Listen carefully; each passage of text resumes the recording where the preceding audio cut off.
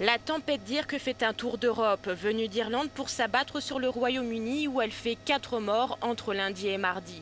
Les vents violents et les fortes pluies ont gravement perturbé les transports. Des arbres tombés la nuit dernière sur les voies ont provoqué l'annulation de plusieurs trains. Conséquence, pagaille dans les gares en cette veille de Noël où le trafic est le plus important. En ce 24 décembre, beaucoup d'automobilistes ont pris la route. Ils doivent être très prudents. Il faut planifier ses déplacements correctement, prévenir les proches du lieu où vous vous rendez et en combien de temps.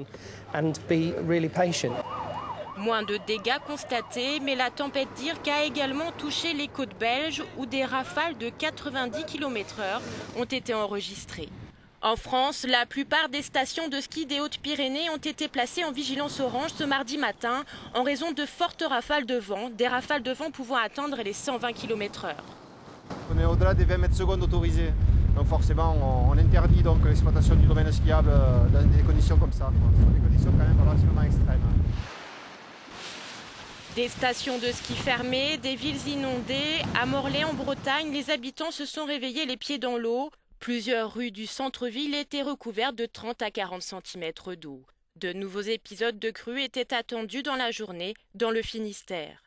Et Dirk attaque sur tous les fronts. Aujourd'hui, la péninsule ibérique est touchée. En Espagne, 42 provinces sont en vigilance orange. Les aéroports de Bilbao, Asturias, Santander et Vigo ont également annulé de nombreux vols.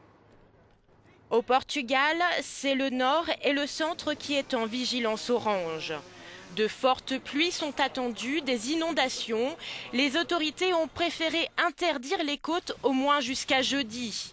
Des vagues d'une hauteur de 7 mètres sont attendues.